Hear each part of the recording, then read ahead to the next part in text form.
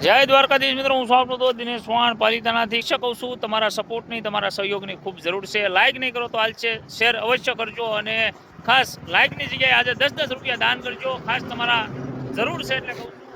ગાડી સાથે છે, ગાડીમાં સીટ પણ નાખી દીધી છે અને આપણી ગૌશાળાથી 200 થી પણ વધારે દૂર કિલોમીટર છે. ત્યાં બે બળદની હાલત ખૂબ એટલે ખૂબ ખરાબ છે. એ ભાઈ બહુ હાંસો છે. એ ભાઈ કહે છે કે દિનેશભાઈ, હકીકતમાં કહું તો આ બળદ અહીંયા ખૂબ એટલે ખૂબ દુઃખી છે. હું તમને બતાવું બળદના ફોટો વિડીયો. આ રીતે ખૂબ એટલે ખૂબ દુઃખી બળદ છે અને લાવી અને એનો આત્મો ઠારવાની વાત છે.